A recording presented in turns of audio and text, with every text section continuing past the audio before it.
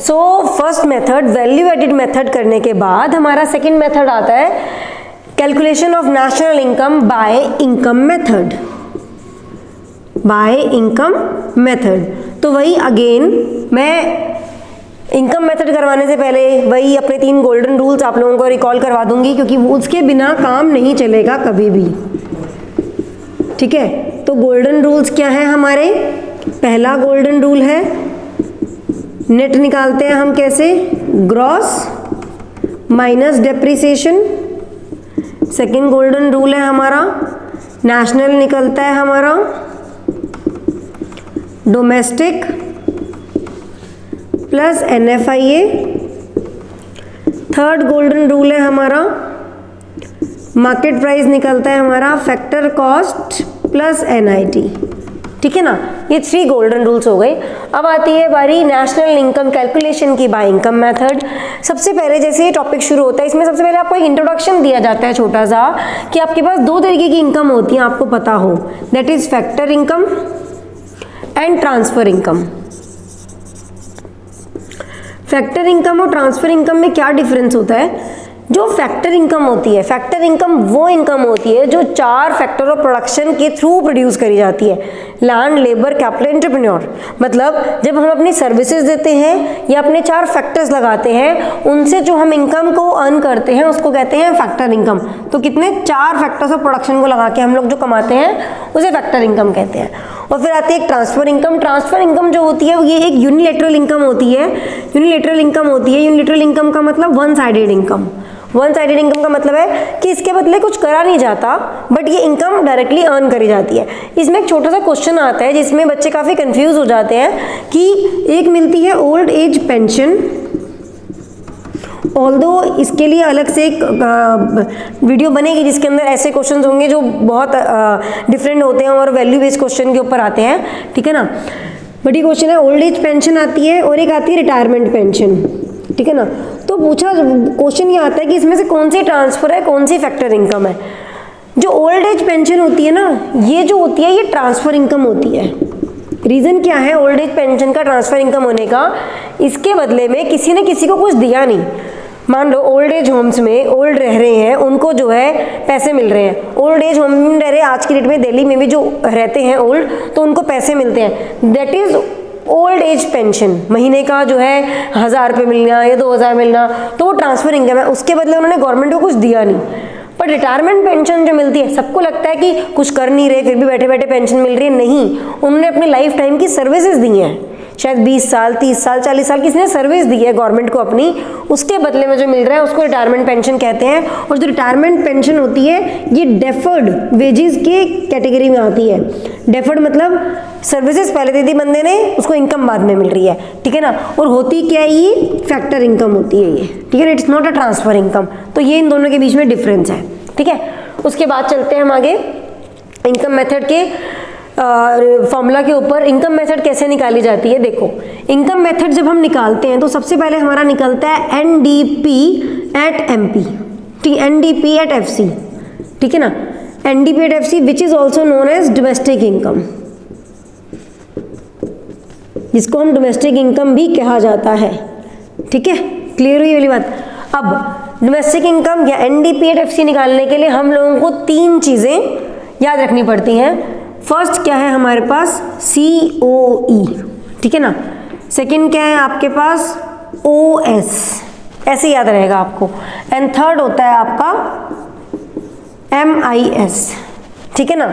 COE plus OS plus MIS तीनों को मिलाते हैं तो हमारा NDP एट FC मतलब नेशनल इनकम निकलना शुरू हो जाती है इनकम मेथड से। अब ये है क्या?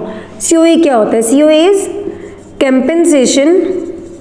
कंपेंसेशन ऑफ एम्प्लॉयज़ या कंपेंसेशन टू एम्प्लॉयज़ या कंपेंसेशन ऑफ एम्प्लॉयज़, ठीक है ना।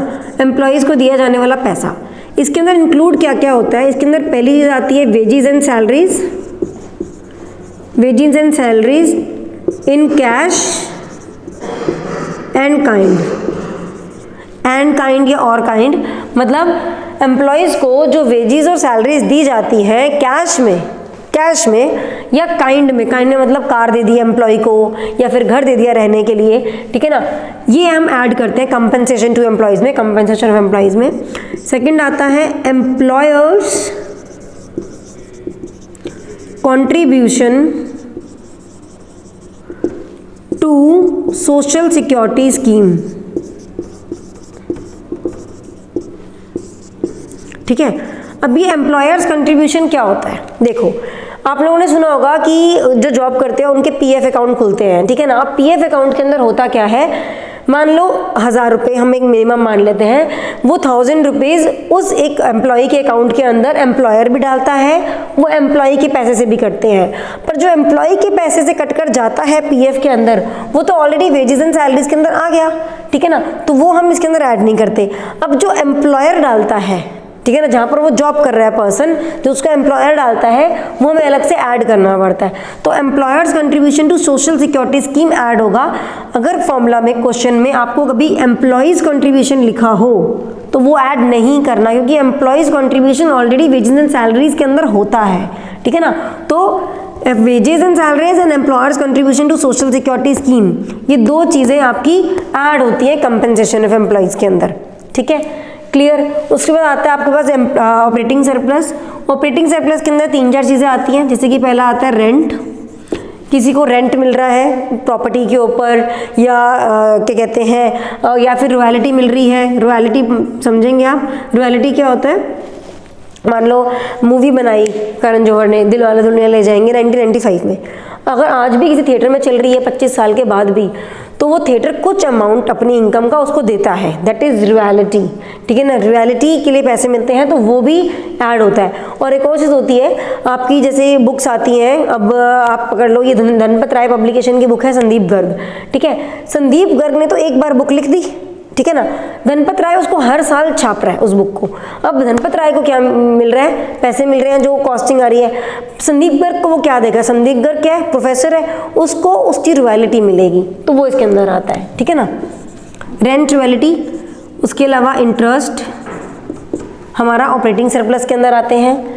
फिर आता है हमारा प्रॉफिट, प्रॉफिट हमारा इसके अंदर आता है।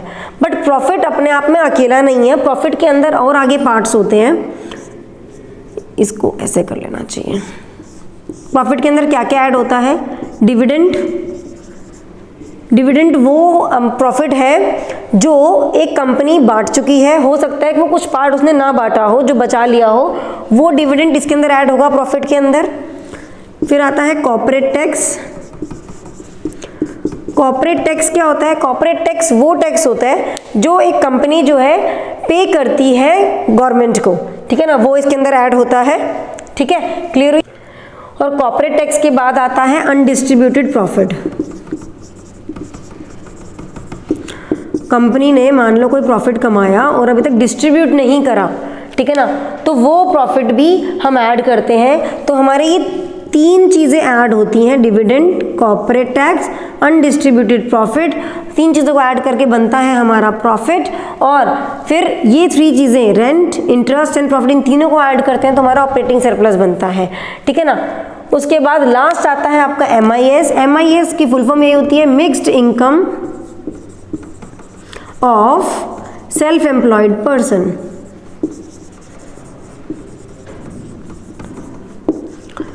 ठीक है ना, इसका मतलब क्या हुआ, मिक्स्ड इनकम जो अर्न कर रहे हैं ना सेल्फ एम्प्लॉयड पर्सन, उसकी इनकम को हम लोग MIS के अंदर ऐड करते हैं।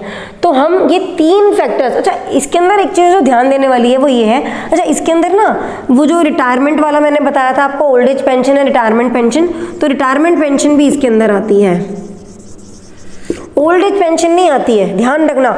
बहुत बार क्वेश्चंस में ओल्ड एज पेंशन दी होती है तो वो गलती से भी ऐड मत कर देना, आपको रिटायरमेंट पेंशन ही ऐड करनी होती है।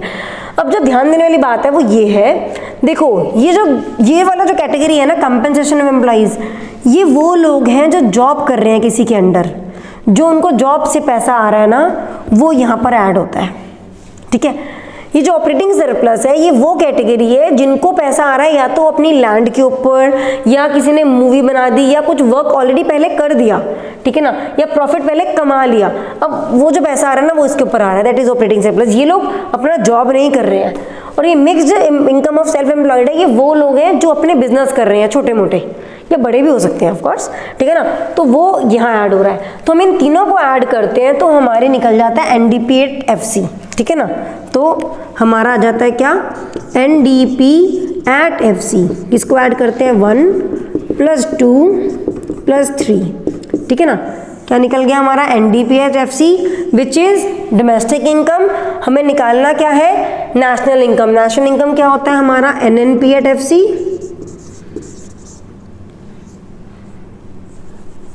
NNP@FC होता है, NDP@FC आ गया, ये N से N कट गया, पहले वाले N से पहले वाला N कटेगा क्योंकि दोनों नेट है।